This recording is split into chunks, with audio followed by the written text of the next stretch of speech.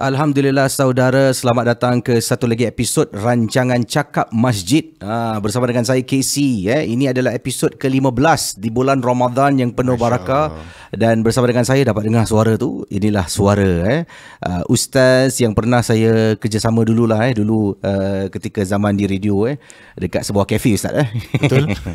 Jadi Ustaz Fizar, apa khabar? Assalamualaikum. Waalaikumsalam warahmatullahi taala wabarakatuh. Alhamdulillah, apa khabar KC? Alhamdulillah sihat baik. Dan Ustaz, kita nak cakap hari ni lah tentang pertemuan kita ni. Biasalah bulan Ramadan. Betul. Dan ini adalah sebuah rancangan khas demi menyokong mengumpul dana untuk Masjid Al-Amin yang terletak di Teluk Belanga. Masya Allah. Jadi kalau Ustaz, selalu Ustaz kalau mungkin tunaikan solat lah di arah masjid mana Ustaz punya tempat chill lah kira? Kalau tempat chill saya tu dia tertakluk kepada kawasan rumah saya dan pejabat saya lah. Okey. Kalau pejabat saya dia dah bayar apa tu di bahagian east, macam Masjid Qasim dan sebagainya. Kalau di daerah rumah saya pula, saya tinggal daerah Woodlands. Okey. Jadi tempat permainan saya selalunya Masjid An-Nur lah, Masjid atau Masjid An-Nur. Pertempatan Sebawang. Jadi tu tempat Ustaz chillax lah Tempat chill lah, tempat chill. Jadi Alhamdulillah hari ni kita nak bersembang dan sambil tu dengarlah mungkin topik perbincangan kita. Tapi sebelum tu, sejauh ini puasa bulan Ramadan ni busy tak Ustaz? Lumayan, Alhamdulillah, Masya Allah. Kerana saya ada jugalah hari-hari tu kita bagi makan ke orang yang memerlukan. Alhamdulillah. Dan kemudian ada juga undangan untuk salat tarawih dan syarahan. Dan sekarang ni kan musim COVID, jadi banyak yang buat podcast macam gini. Jadi dah ada beberapa rancangan sebenarnya dengan DJ KC dan juga dengan beberapa organisasi lain lah. Jadi memang sibuk dengan, Alhamdulillah lah. Taklah sibuk mana, tapi Alhamdulillah ada jugalah undangan-undangan untuk merakamkan podcast seperti ini. Oh, tadi Ustaz kata kasih orang makan macam mana tu? Apa-apa mungkin inisiatif apa ni sebenarnya? Jadi salah satu benda yang kalau Rasulullah SAW ajarkan pada kita pada bulan Ramadan adalah bahawasanya dan sesungguhnya tu bagi mereka yang memberikan makan kepada orang yang puasa pada bulan Ramadan, maka Allah Subhanahu Wa Taala akan memberikan dia ganjaran seumpama orang yang tengah puasa tu tanpa mengurangkan pahala orang yang tengah berpuasa sedikit pun. Jadi pada bulan Ramadan ni saya dan juga organisasi saya lah kita mengambil peluang ini untuk memberikan makan kepada mereka-mereka yang memerlukan di kawasan Persekretarian Singapura lah. Alhamdulillah projek ni pun kita dah jalankan dah quite lama juga, Alhamdulillah. Dan sokongan masyarakat tu pun memang begitu kuat lah. Kita rasakan kalau bulan Ramadan ni kan KC, lagi-lagi pada musim COVID ni, orang akan fikir yelah COVID kan tahap kewangan pun mungkin terjejas dan sebagainya. Betul, tapi sebenarnya tidak. Bermula daripada COVID tahun lepas tu, sebenarnya ramai orang yang lebih dermawan dan lebih suka memberikan, membantu mereka-mereka yang memerlukan. Ini yang saya kira something special lah. Saya rasa kalau kita pandang positif COVID ni, dia bukan saja Ustaz katalah membuat orang datang ke depan untuk beri lebih sumbangan. Malah masjid-masjid yang tutup ni, keluarga-keluarga mula solat jemaah di rumah. Betul. Tarawih beramai-ramai di rumah. Itu yang saya kira hikmah dia KC. Kerana meskipun masjid tu tutup buat sementara waktu, banyak masjid-masjid yang buka kat Singapura ni. Setiap rumah, hampir setiap rumah ada masjid. Setiap rumah hampir ada imam sendiri. Baca tunggang terbalik pun tak apalah. Tapi insya-Allah permulaan yang baik. Betul. Kan? Jadi Alhamdulillah hari ini nak cakap tentang Ramadan. Cakap tentang orang dah mula solat dekat rumah dengan keluarga. Ramadan merubahku. Bagaimana Ramadan kali ini dari pandangan Ustaz lah sekarang ini, macam mana ia merubah seseorang tu? Ini satu soalan yang saya kira memang selalu orang suka berbual ni. Macam mana perubahan, changes orang cakap. Perubahan ni sebenarnya kalau nak kira, Ramadan ni dia tak ubah kita pun. Yang ubah kita diri kita sendiri. Ramadan itu dia kirakan satu bulan. Kalau setiap tahun tu ada berapa bulan? 12 bulan kan? 12 bulan. Antara 12 bulan tu, meskipun dia ni bulan yang nombor 9, tapi dia tetap raja segala bulan tu setiap tahun. Okay. Dan tak ada bulan lain yang memerlukan seorang mufti untuk ke depan, sampai masuk TV, sampai pergi ke radio mengumumkan besok adalah puasa atau lusa adalah puasa dan sebagainya. Sampai nak welcome bulan Ramadan ni, sampai nak kena tengok bulan, anak bulan. Dan itu merupakan satu specialty bulan Ramadan ni lah. Dan Ramadan juga merupakan satu bulan yang seringkali disebut oleh Allah Subhanahu Wa Taala dalam Al-Quranul Karim. Dan Rasulullah SAW juga banyak menyebutkan tentang fadilat bulan Ramadan itu sendiri.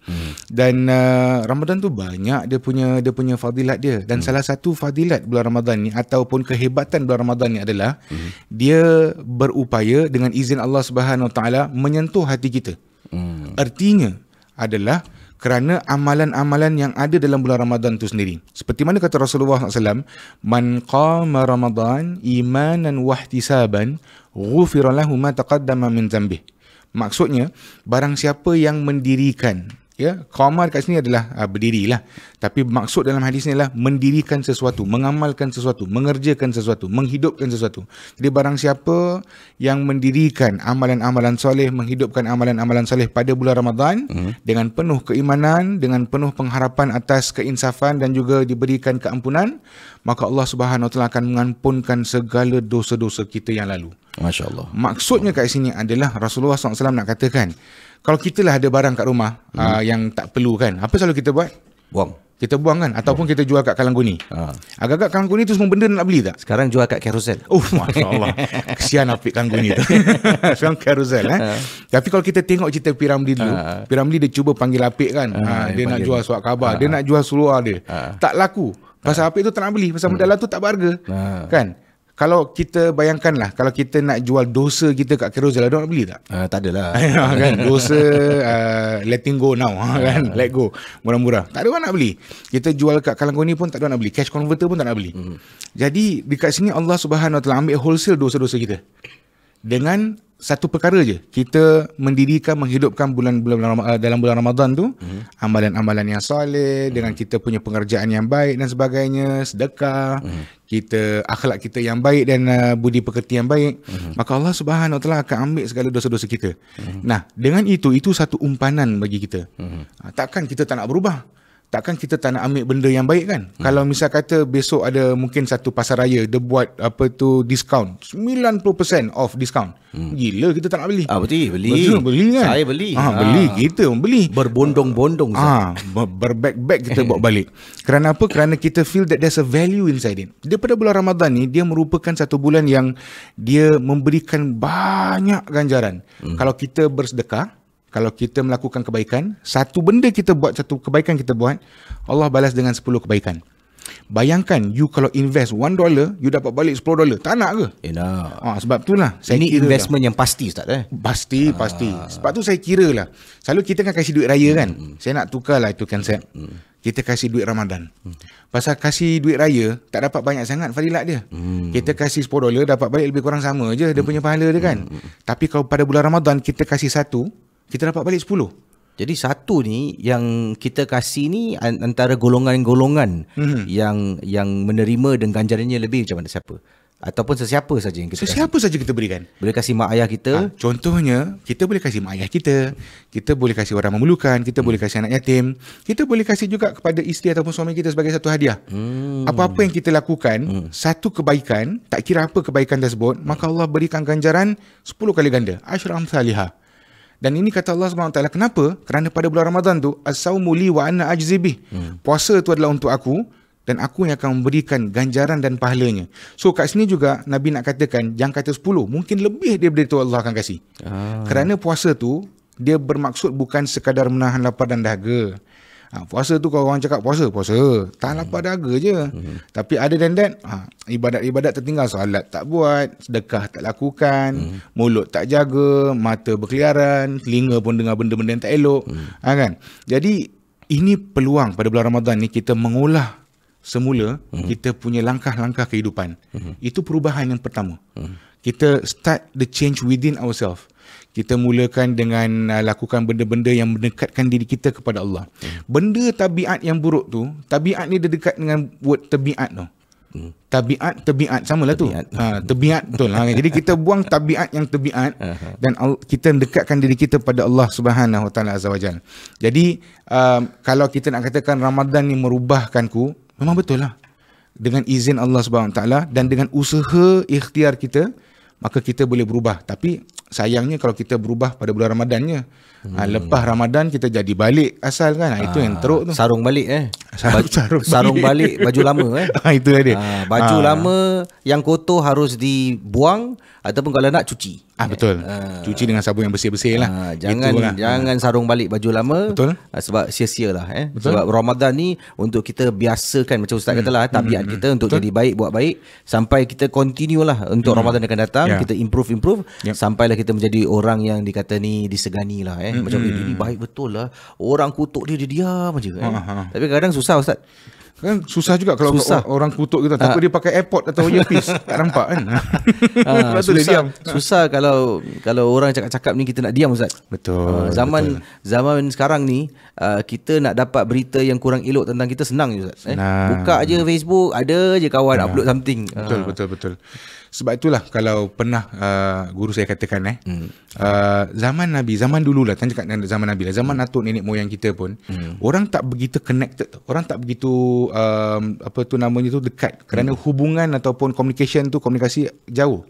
Tapi mereka rapat, mereka akrab. Tapi zaman sekarang kita communicated, kita connected, memang jaringan kita punya connection ni memang bagus lah. Ada handphone, ada WhatsApp, Malaysia panggil WhatsApp kan. WhatsApp, lepas tu ada DM, PM, macam-macam benda ada. Tapi itu meskipun makin rapat, tapi jurang perpisahan dia makin luas.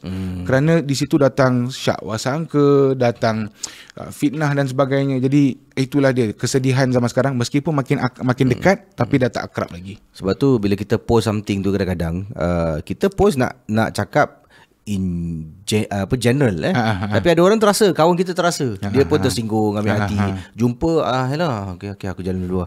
Asal dia ni tiba-tiba betul, sebab apa yang kita post tu kadang-kadang pun akan terkena pada orang. Betul. Jadi kena fikir-fikirlah Ustaz.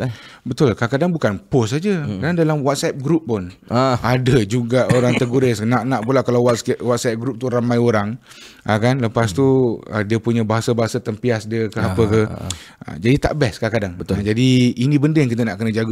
Nak kena jaga. Jadi kalau cakap tentang bulan Ramadan ni membantu merubahlah seseorang ni dari segi perubahan ni, apa lagi yang boleh kita lakukan? Misalnya misal katalah kita ni kawan kita semua dalam corak yang negatif lah.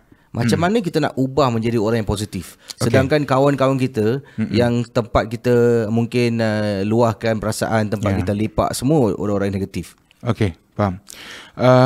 Sebenarnya gini, setiap daripada kita ni, kita ada kita punya own shadows lah. Kita ada kita punya own masalah yang membelenggu kita. Kita ada fikiran kita sendiri, kita ada cara kita sendiri, masalah kita sendiri, meskipun rambut sama hitam tapi hati lain-lain. Jadi pada ketika ini, bila kita nak katakan, kalaulah kita ada kawan kita yang mungkin macam kata orang kurang elok sikit lah, dia punya perilaku dia, ataupun dia buat benda yang mungkin tak begitu manis sangat dipandang orang, dan kita tahu bahawa benda tu memang salah, tapi kalau kita nak tegur pun, kadang-kadang dan selalunya orang cakap tak nak tegur lah. Pasal apa? Aku pun sama juga, 2 kali medul. Kan? 2 kali medul, sama juga. Jadi dekat sini, sebab tu bila kita nak melakukan perubahan, we have to start with ourselves first. Kita mulakan dengan diri kita dulu. Kita mulakan dengan diri kita dulu, akhlak kita dulu, budi kita dulu, kita punya tata kata, cara kita berbual, dan yang paling penting ibadah kita, hubungan kita dengan Allah.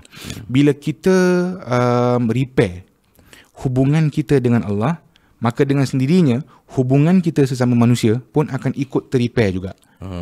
Cuma ini memang kata orang tu generally speaking lah kan, memang jadinya macam gitu. Tapi kadang-kadang orang cakap, tapi saya ada kawan Ustaz, dia ni makin baik, dia makin semayang, dia makin dekat diri dengan Tuhan, tapi jadi macam sok faham pula, dia macam semua benda dia je betul, kita semua salah. Ni macam mana ni? Ini tak boleh. Tak boleh. Ini mikrofon ni siapa yang buat? Pakcik ke? Orang Islam ke bukan? Macam-macam benda semua. Dia akan kes kronik. Kes kronik. Kan? Apa nama dia? Jadi ada orang macam gitu juga. Dia punya perubahan tu, dia perubahan luaran, mungkin dalaman dia berubah juga, tapi dia mungkin begitu ketara sehingga semangat sangat sampai dia rasa diri dia je yang betul.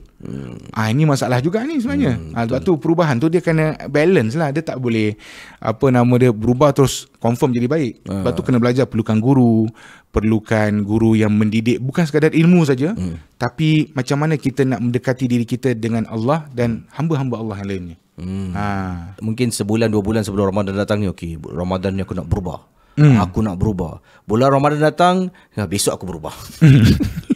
Okay. Besok datang, besok aku lagi berubah. Okay. Macam mana Ustaz? Dia sama macam apa tu KC. Dulu zaman saya muda sikit, macam tua lah sekarang masih muda juga. Zaman dulu lah sebelum COVID dan sebagainya, saya pernah jadi nak kata kaunselor tak kaunselor, tapi saya pernah juga ajar penasihat ke apa ke ni bab rumah tangga. Okay. Jadi buat kursus rumah tangga sebelum mereka menikah, mereka jumpa kalau ada queries ataupun soalan dan sebagainya. Dan ramai di kalangan mereka ni yang kadang-kadang ada this mindset, fikrah, yang tak apa Ustaz, saya akan berubah lepas kahwin nanti. Lepas kahwin nanti saya mula solat. Lepas kahwin nanti saya mulalah baca Quran. Kita ajarkan, you nak jadi suami orang ni, you kena tahu jadi imam. Kan? Takkan you tak tahu macam mana nak baca Fatihah pun.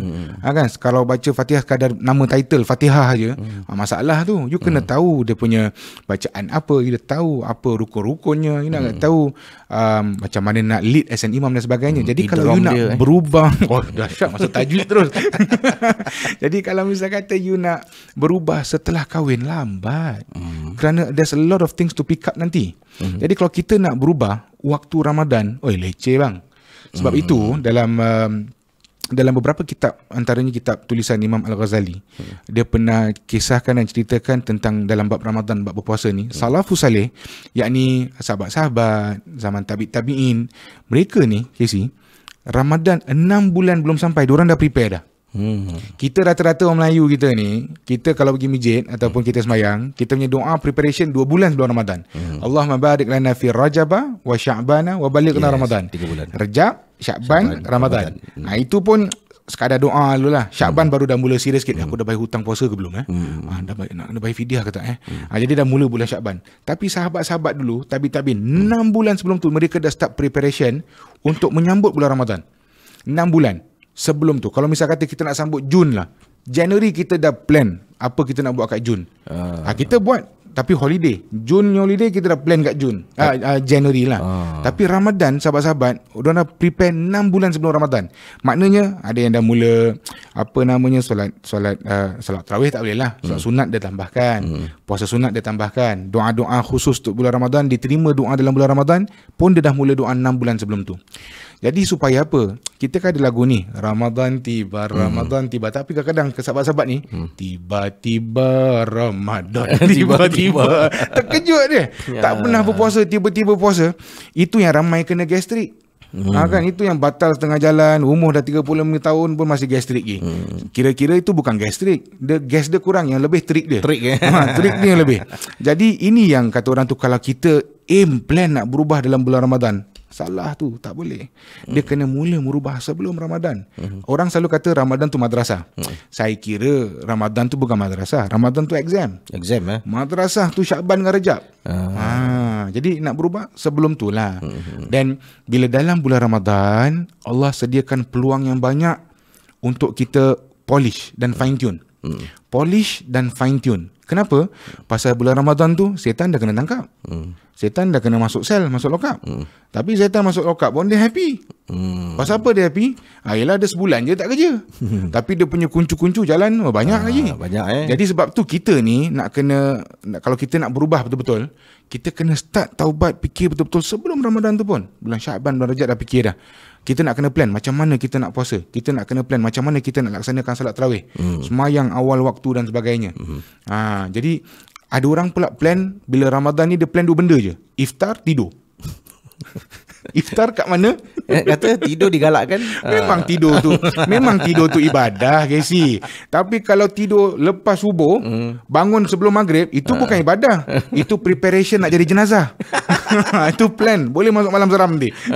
Itu plan nak jadi jenazah. Itu kronik. Ibadah tu maksudnya lepas sembahyang ke apa pagi tak ada apa, tidur rehat. Saya tak ada buat apa-apa daripada tengok Netflix, baik tidur. Lagi ibadah. Netflix dosa je buat kumpulnya. Kalau tengok cerita dokumentari okey juga.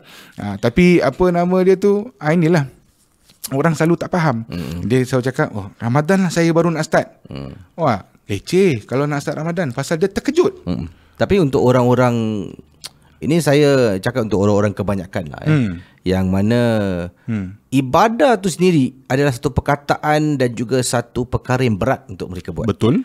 Jadi kalau nak mulakan 2 bulan 3 bulan tu Ustaz, payahlah untuk mereka. Dan Yep. mungkin sekarang ni bulan Ramadan ni, apa yang mereka sebenarnya, macam mana kita nak tarik mereka yang muda-muda ni, sebab saya nampak beberapa kali tengah drive dekat parking, hisap rokok, dekat kedai minyak 2 hari lepas dia turun motor, dia pergi kedai, steady minum depan saya. Saya nak, kenapalah minum depan saya? Dah mungkin dah azan maghrib kot. Tak, waktu tu Zuhur. Mungkin diorang putarkan azan maghrib waktu Zuhur kan. Jadi macam mana kita nak cakap dengan mereka yang Ramadan ni bulan yang cukup istimewa. Setidak-tidaknya pun kita ialah kena tunjukkan kita nak meraihkan kedatangan bulan ni dengan menghormati bulan ni. Jadi memang kalau apa yang tadi saya katakan, secara prinsipnya ataupun secara religinya ataupun yang terbaik lah adalah kita mula sebelum Ramadan. Sama juga kalau macam kita nak masuk maraton, kita bukan lari time maraton tu. Saya meskipun tak pernah berpengalaman, sumpah tak pernah berpengalaman masuk maraton mana sekalipun. Tapi saya tahu kalau kita nak lari 15 km, 20 km, kalau tak pernah lari seumur hidup, tiba-tiba masuk 15 km, 20 km, agak-agak apa jadi? Saya rasa sesak nafas. Bakal jenazah kan. Jadi sama juga macam Ramadan. Ramadan ni dia punya aktiviti dia very packed. Tapi kita faham, ada orang tu kadang-kadang hidayah dia datang in a different stage. Dia nak kata hidayah pun tak, kerana taufik dan hidayah tu memang ada. Cuma kita belum terbuka dan terlintas dan tergerak hati kita, kerana perubahan manusia ni tertakluk kepada kejadian dalam kehidupan dia. Ada orang akan berubah tatkala kehilangan satu benda yang sangat penting dalam kehidupan dia. Contoh mungkin kehilangan ibu dan ayah. Ataupun senang cakap kadang-kadang kena buang kerja, pendapatan utama hilang, ada pula mungkin kena sakit dan sebagainya. Jadi time tu dia nak berubah. Kena cun-cun pula time nak berubah tu dalam Ramadan. Jadi macam mana nak berubah? Bagi saya simple aja. Perubahan dalam kehidupan kita untuk menjadi seseorang insan yang lebih baik, yang lebih mulia adalah kita mula dahulu dengan kita memahami kenapa kita nak kena jadi baik. Kita nak kena fahami terlebih dahulu kenapa kita nak kena lakukan ibadah. Kenapa kita nak kena bertaubat. Kerana kalau kita taubat saja-saja, itu bukan taubat. Malah dia lepas dia taubat, dia tahu buat lagi.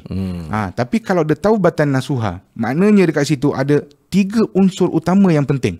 Satu, dia kenal atas kesilapan dia yang dulu. Nak taubat, tapi kalau tak tahu apa kesilapan dan kesalahan dia, bukan taubat tu. Maka dia buat je lagi, dia tak taubat. Itu yang pertama. Yang kedua, ada rasa penyesalan. Dia kesal. Dan penyesalan tu kadang-kadang tu menangis kan. Kita kalau menyesal, menangis. Contohlah, kita bawa laju, tiba-tiba ada TV tangkap kamera. Menyesal tu. Menyesal dia berapa lama? Menyesal tak berlagu kan? Menyesal tak berlagu. Sampai dah bayar saman, dah dapat poin pun menyesal. Betul. Lepas tu terus jadi baik, Ustaz. Tu baik. Terus macam contoh lah, poin tu lasted for 12 month kan. 12 bulan tu kalau boleh tak nak laju. Hati-hati sangat. Baik-baik. Betul. Saya pernah nampak juga ada kereta ni garang betul. Dia daripada expressway tu dekat City SLE tu, dia memang pecut lah. Pecut sekali sampai kat depan SLE tu kena kamera. Bawa pelan. Daripada first lane pergi third lane ke tepi je. Kalau boleh masuk shoulder, dia masuk shoulder. Dah terlambat. Dia tengah terperanjat beruk. Terperanjat. Beruk pun tak terperanjat je gitu. Beruk tak pernah kena tangkap dengan kamera. Dia kena tangkap. Jadi bila kena flash tu, dah kena tangkap dah. Baru nak menyesal. Tapi dah terlambat. Dia bawa pelan macam mana pun, bukan ada drone ke bertangkap. Okey, orang ni dah bertaubat, dia dah bawa 90 km sejam. TV tak layan. Kau kena tangkap, kan. Jadi sama juga macam kehidupan kita. Kadang-kadang bila kita berubah, perubahan kita tu mungkin bukan awal waktu, pertengahan Ramadan dan sebagainya. We start very simple dulu. Insaf. Itu je. Allah nak kita insaf. Taubat, insaf. Pertama, tahu kesilapan dan dosa kita. Astaghfirullahalazim, benda yang aku buat ni tak baik lah. Apa selama ni aku buat ni, aku tahu dia salah. Tapi sekarang aku tahu dia punya impact dia. Impact maksima. Kedua, menyesal. Menangis.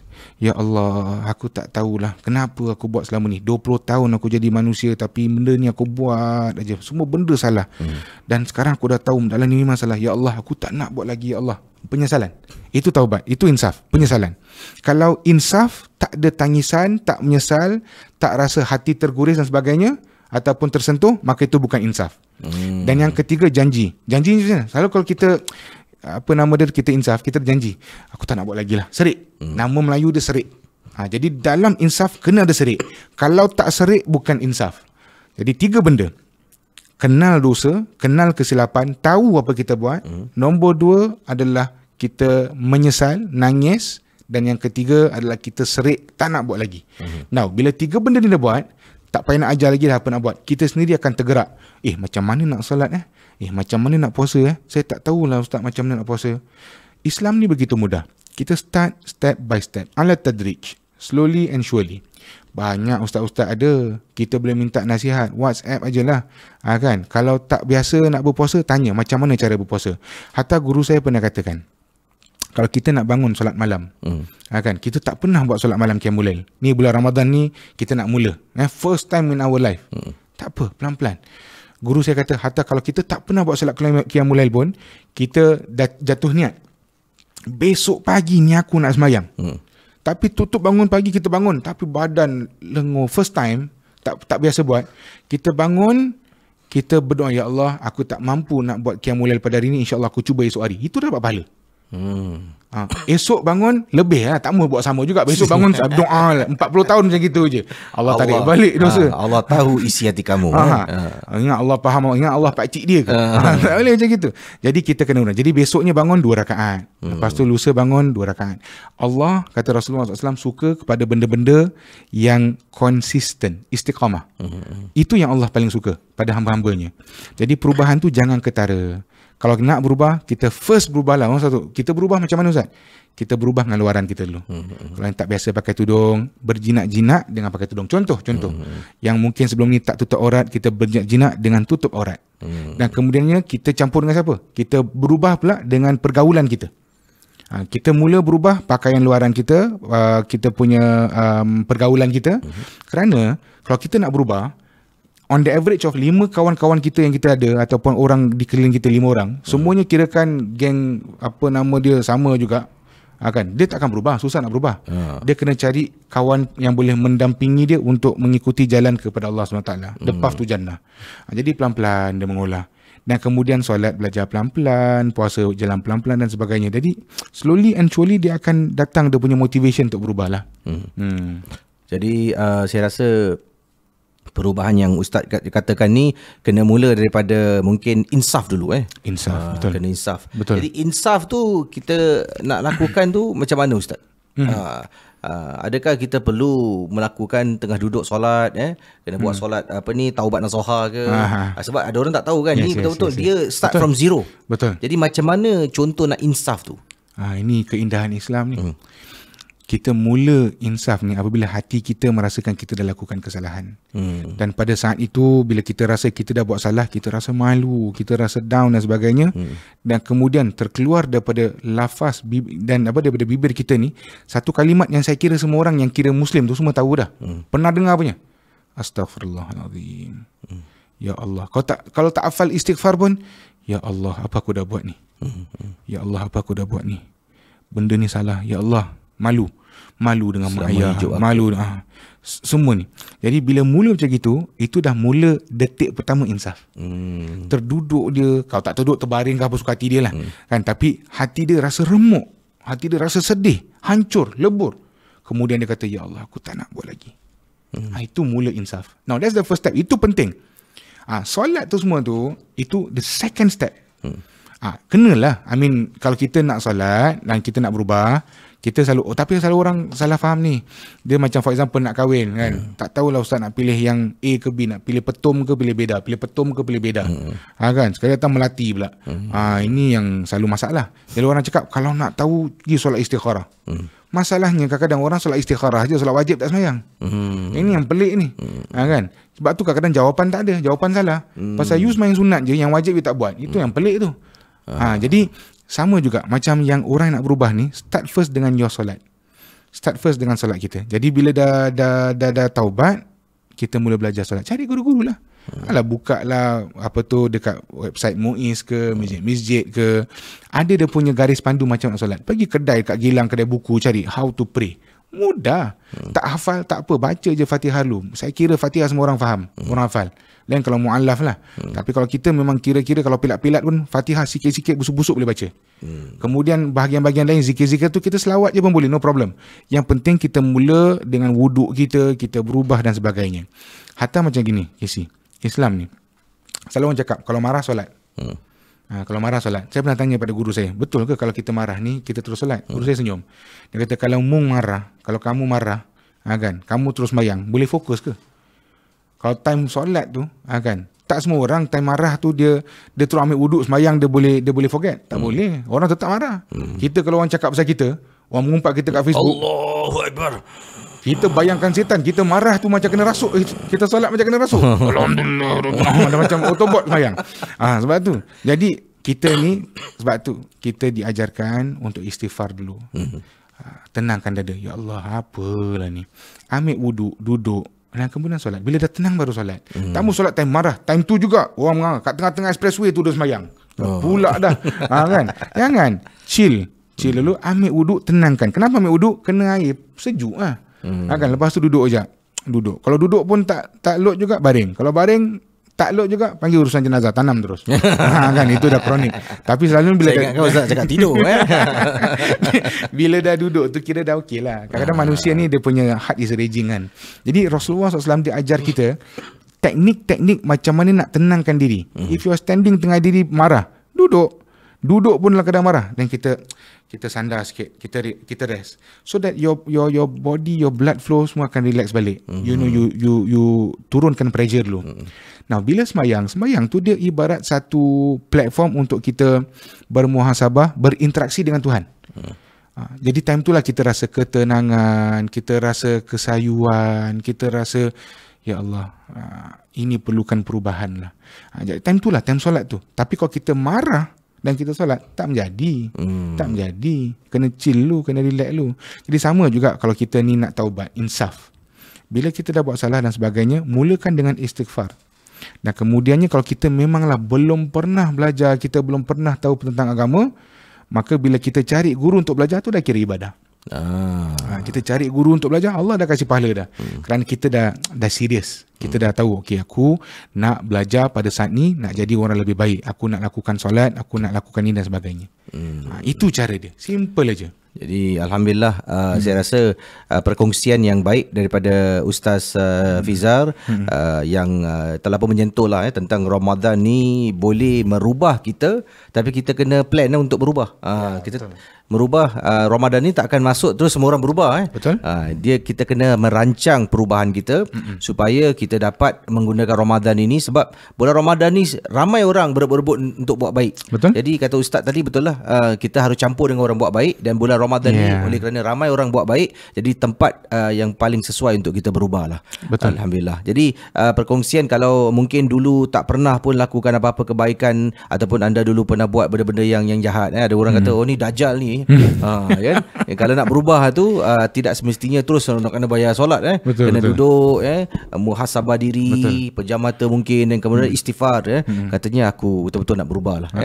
Sekarang kalau kita tengok pun ada kawan-kawan kita dah mula berubah, kita pun terpanggil. Jadi istighfar dulu dan niat, kemudian belajarlah, ambil langkah untuk belajar solat. Dan solat tu kata Ustaz, Al-Fatihah, dan cubalah buat apa yang anda boleh buat dulu untuk berwuduk dengan betul. Kemudian cara tertib solat tu dulu, barulah cara-cara membaca dan sebagainya lah.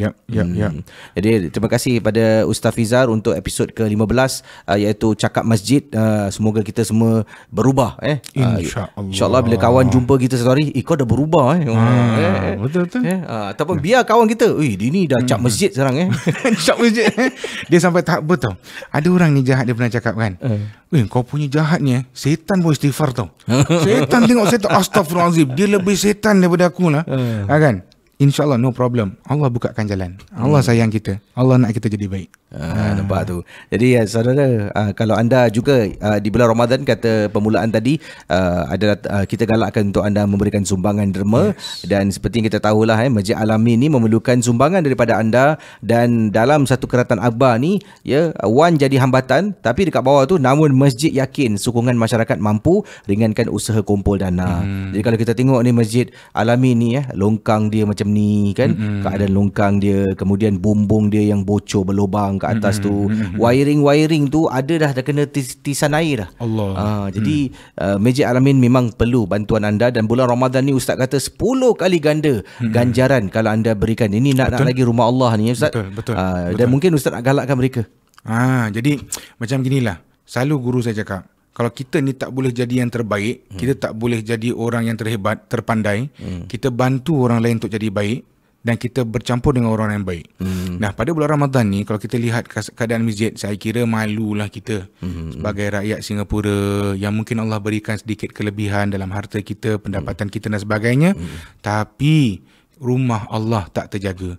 Kita nak tahu betapa baiknya masyarakat kita, kita lihat kepada bagaimana baiknya penjagaan rumah Allah di sekeliling masyarakat kita. Jadi kalau kita rasakan bahawasanya rumah Allah ni satu tempat yang penting untuk kita bersama-sama bertungkus lumus menjaga akan ianya, marilah sama-sama pada bulan Ramadan ni kita berikan sedikit sumbangan kepada Masjid Al-Amin. Ada manfaat kurma ajwa, ini memang meletop. Kerana kurma ajwa ni Casey, dia merupakan kurma favourite Nabi Muhammad SAW. Ya, dan ajwa ni dia banyak khasiat. Jika kita makan 7 biji setiap pagi, maka dia dapat selamatkan kita daripada segala macam racun dan sihir. 7 biji? 7 biji saja. Saya nak makan 7 biji. Makan 7 biji. Tapi biji dia buang. Jangan makan biji dia. 7 biji kurma ajwa ni, kemudian kita baca selawat lah. Kita niatkan sekali, kita berdoa pada Allah SWT. Ingat, yang selamatkan kita bukan kurma tu, Allah SWT.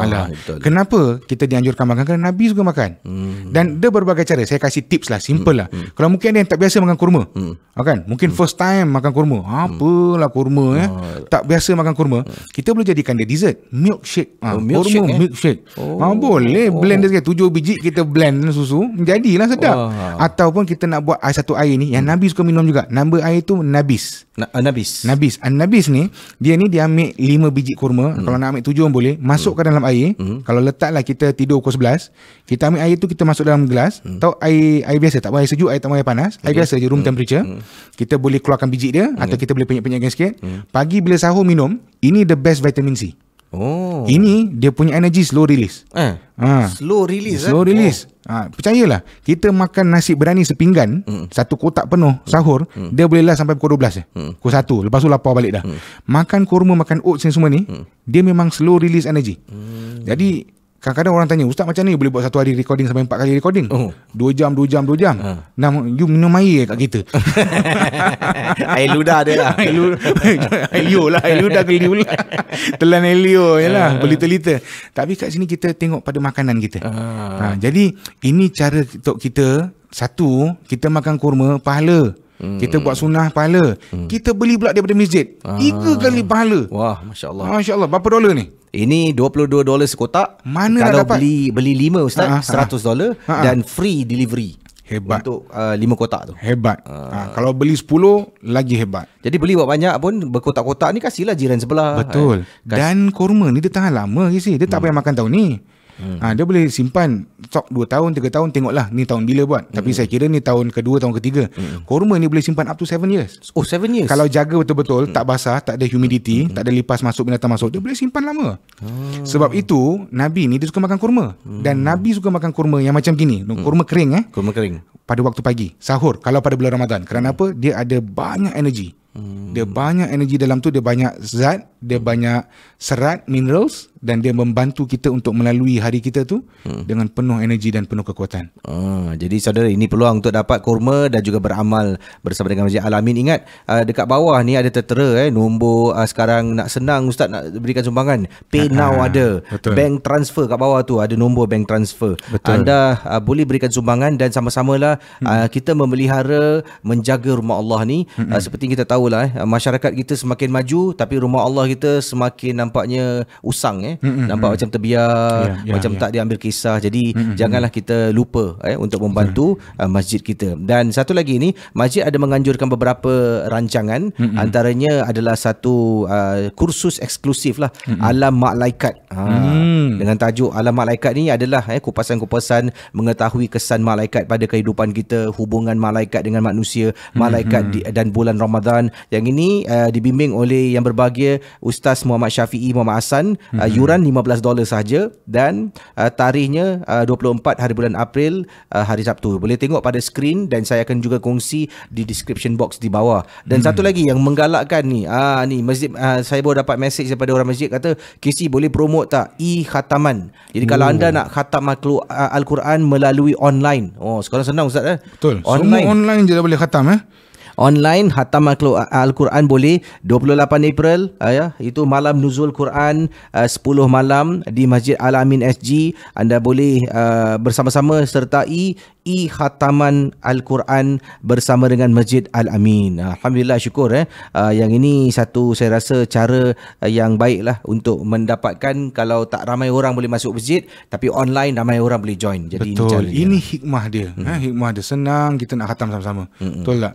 Cuma itulah orang tanya, habis Ustaz kalau khatam, dulu khatam ada dapat puluk kuning. Ni dapat puluk kuning bagi gambar je lah. Gambar dekat Zoom.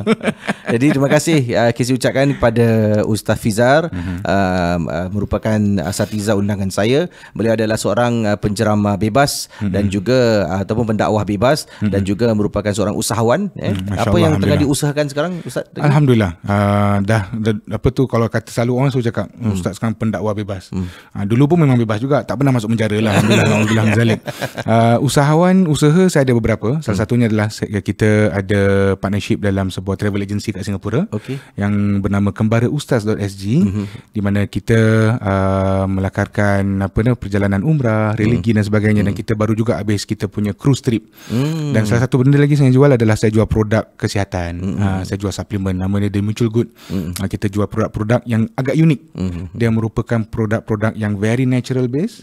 Dia tak menggunakan sebarang jual chemical, dan dibawa masuk daripada negeri-negeri yang mempunyai banyak sejarah, antaranya daripada Syria, daripada Peru dekat South America. Kita menggunakan produk-produk yang memang masya-Allah membantulah. Jadi itulah yang saya buat. Boleh ikut follow Ustaz lah kalau nak dapat informasi lebih lanjut di Instagram. Apa nama Instagram? Kalau nama Instagram saya Fizar Zainal, ataupun kalau syarikat saya adalah The Mutual Good. The Mutual Mutual MUTUAL. Okay, The Mutual Good. Jadi terima kasih dan kita jumpa di episod ke-16 dalam rancangan Cakap Masjid, InsyaAllah.